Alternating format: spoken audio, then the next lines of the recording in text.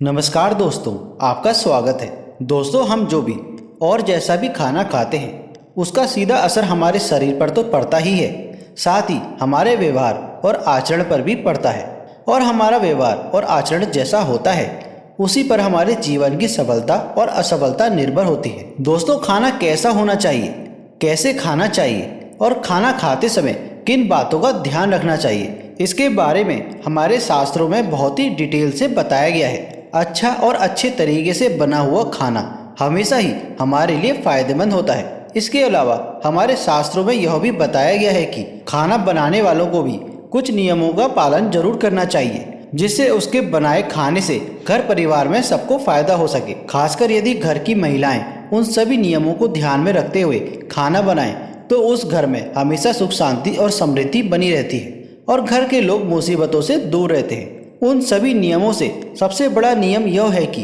घर की महिलाओं को खाना हमेशा सुबह जल्दी उठकर बना लेना चाहिए। आप सोचेंगे ऐसा क्यों? तो आइए हम इस कहानी से सुनते हैं, जिससे यह बात आपको समझ में आ जाए। बहुत पहले एक गांव में महेश नाम का एक व्यक्ति रहता था।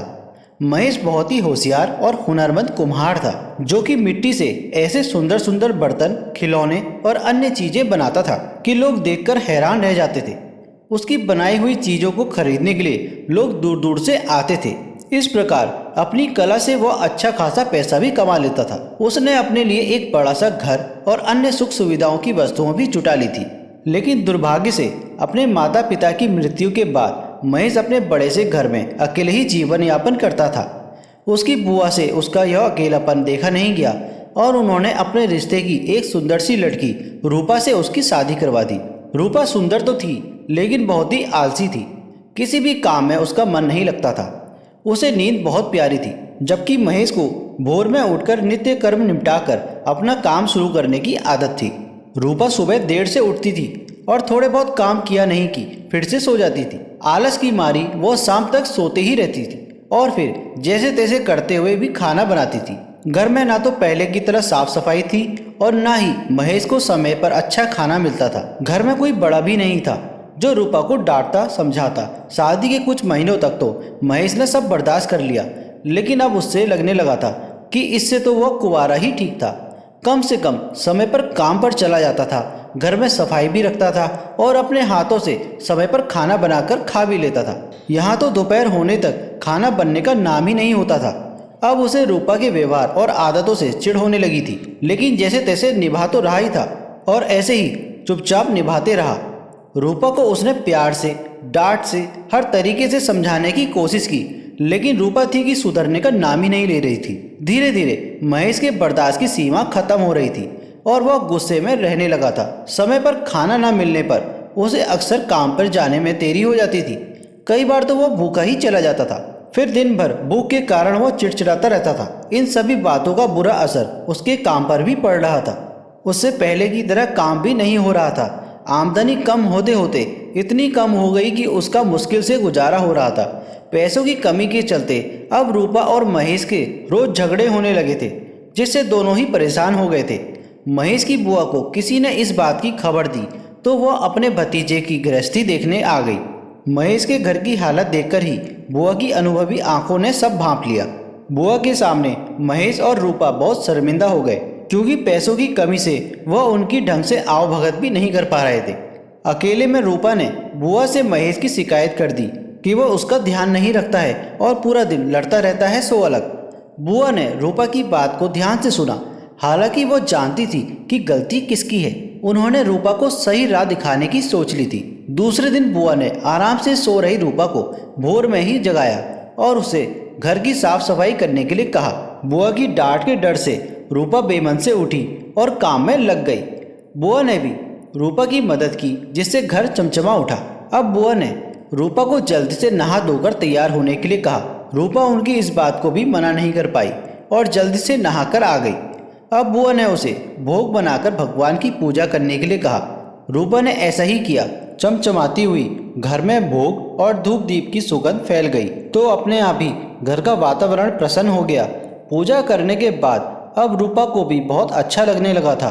उसका सारा आलस पल भर में ही छूमंतर हो गया और वह प्रसन्न मन से जल्दी से खाना बनाने की तैयारी में जुट गई। महेश के जागने से पहले ही उसने घर में जो था उसी से अच्छा सा खाना बना लिया। नित्य समय पर महेश उठा तो घर की रौनक देखकर बहुत खुश हो गया। उसने भी जल्दी जल्दी नहाया और भगवान की पूजा की। रसोई से आ रही खाने की महक से उसकी भूख जाग गई और जब रूपा चेहरे पर मुस्कुराहट लिए उसके सामने खाने की थाली लेकर आई तो वह रूपा के बदले हुए व्यवहार से हैरान हो गया। उसने बुआ की तरफ देखा तो वह भी मुस्कुरा दी। महेश सब समझ गया था। उसने बहुत तसल्ली से खाना खाया और रूपा को बड़े ही प्यार से देखा। महेश की नज़र में अपने लिए प्यार देखकर रूपा को भी सब समझ में आ गया। उस दिन शादी के बाद पहली बार महेश ने पेट भरकर खाना खाया था और अच्छे से खाना खाने के बाद वो अपने काम के लिए निकल गया। अच्छा खाने के असर से दिन भर उसका मन काम में लगा रहा, जिससे उसके दिन की अच्छी कमाई हुई और शाम को वह खुशी से घर लौटा। रूपा को अब अपनी गलती का एहसास हो गया था। अब वह जैसा बुआ बताया करती थी वैसा ही करती थी। सुबह जल्दी उठकर खाना बनाने से महेश कभी भी काम पर भूखा नहीं गया।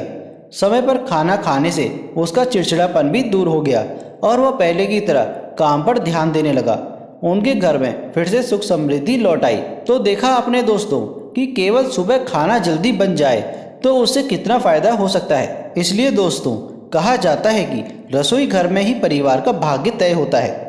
एक स्त्री अपने घर को कैसे रखती है इसी पर पूरे परिवार की किस्मत टिकी हुई होती है। अगर स्त्री देर से जागती है, देर से भोजन बनाती है तो इसका नकारात्मक प्रभाव उस घर में रहने वाले लोगों पर पड़ता है। घर जितना स्वच्छ और सुंदर रखा जाता है उतना ही घर में खुशहाली बढ़ती है। इसलिए महिलाओं को हमेशा अपने घर को स्वच्छ रखना चाहिए। भोजन हमेशा सुबह जल्दी बनाना चाहिए।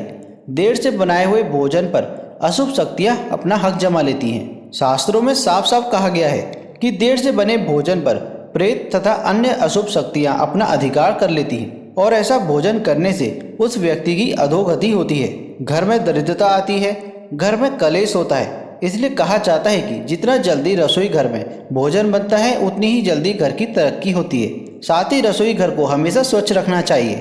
रसोई घर में कभी भी झूठे बर्तन नहीं रखने चाहिए। रात्रि में रसोई घर में झूठे बर्तन होते हैं तो उस घर में नकारात्मक शक्तियों का वास होने लगता है। दोस्तों घर के पुरुषों को भाग्य स्त्रियों पर टिका होता है, इसलिए घर की स्त्रियों का भी सदैव सम्मान करना चाहिए। जिस घर में स्त्रियों का अपमान किया जाता है उस घर में माँ लक्ष्मी कभी प्रवेश नहीं करती हैं। साथ ही स्त्रियों को भी अपनी मान मर्यादा का ख्याल रखना चाहिए।